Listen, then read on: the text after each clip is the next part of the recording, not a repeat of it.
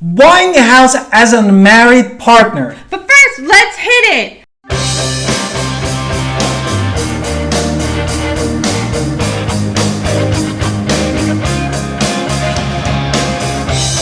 Hi, this is Alan Victoria. Welcome to our channel. And if this is your first time in our podcast and YouTube channel, please subscribe in our channel and get notified when we put a new podcast and video for you. Honestly, we get calls and texts all the time. Don't be shy. I love talking to people. Even if they think their question is silly, it's not silly. We love talking to you. So call 252-327-3357. So now let's talk about buying a home as an unmarried couple.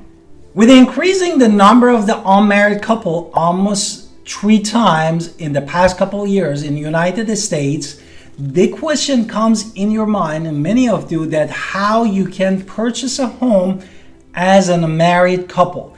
And that's what we wanted to dig into. And the first thing that is important is the finance, or how we can get the money for that, which is the mortgage. And then how the mortgage works.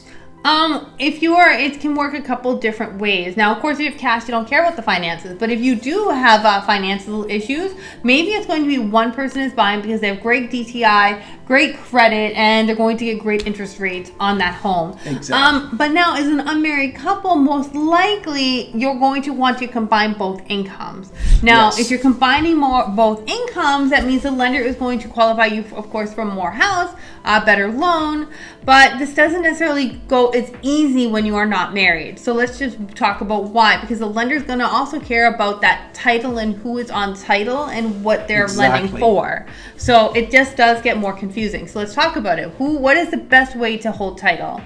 Basically, the second thing is the title, as my wife said. And if one of the partner just get the mortgage, as my wife said, basically the title is going to be in his name or her name, which the title is basically the ownership plus the physical description of the property plus any liens that in case is the mortgage from the bank is going to be your title. And this person has full control over the property, meaning that he can sell it at any time and do whatever he wants or she wants with the house. And that means if you guys are living together and you have broken up and one person's gonna sell the house, that means the other person is out. Now, there are other options than that. If you are both on the mortgage, there's going to be your joint tenant, and then tenants in common, and then a trust. So let's go through a little bit more. A joint tenancy is going to be both have an equal share of the property. Yes. A tenant in common does not have to have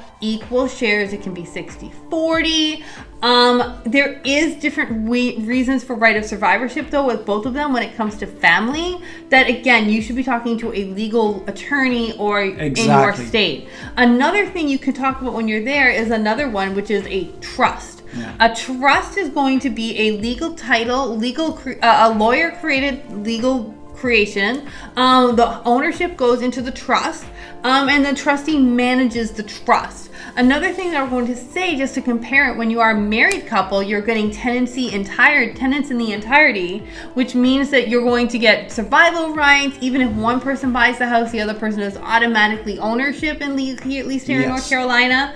It's going to be different. And again, we're going up there. We are not lawyers. We're going to send you to lawyers if this is your situation. You come to us. And if God forbid something happened to one of them, automatically the house goes to the other partner. In a married situation. Right. So we're always going to recommend contacting a lawyer. As my wife said, the lawyer is your first person that you need to contact. Also coming with this, we're going to send you there.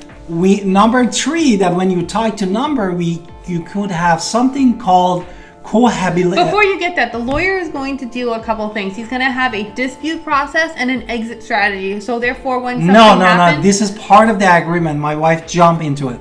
Therefore, these documents or the agreement that they call it habilitation, property habitation. Yes, go ahead. Property agreement. Basically is what the lawyer basically can set up with you, and in these documents what they're gonna address. It's basically kind of like a prenup for this house, right? So you're going to come up with who is going to get what. Yes. What happens if you choose to separate? what happens if something happens like unexpected, like a hurricane. Also, who's going to handle various types of expenses. So the lawyer is going to help us with a couple things: type of ownership, how those income are going to be shared. What else? What happens with this newly acquired asset? Any buyout agreements. Because if you are going to sell the house, or you want to move in with somebody else, or whatever life happens at you, the lawyer's going to come up with some sort of buyout agreement. Action plan if somebody gets a job transfer. Also, dispute process resolution and an exit strategy. So the lawyer is really going to sit down and have a little bit more work because of the unmarried situation. Now, let's talk about how we're splitting the cost, no? Yes, basically the next thing that we wanted to talk is how to split the cost. Therefore, if you have this agreement, as my wife said, and she put for you seven part of this agreement, then you are looking at laying out how and who is gonna pay what. No, as a partner, basically you can do. You can create a joint account, specific account, where you're going to put all the money for the utilities and the maintenance costs and your mortgage. Exactly. But there's no right way you're going to do this.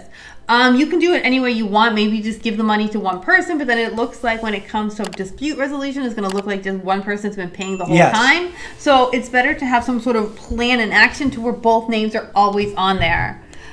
Because one of you basically pays, for example, homeowners insurance. One person take care of the property tax. The other one take care of the HOA if there is a HOA fee, and this can handle between you and your partner. Okay, so what happens if somebody wants to move out, or God forbid somebody dies? Yes, exactly. Now this is different from when you're married. Yes, therefore he's gonna back again.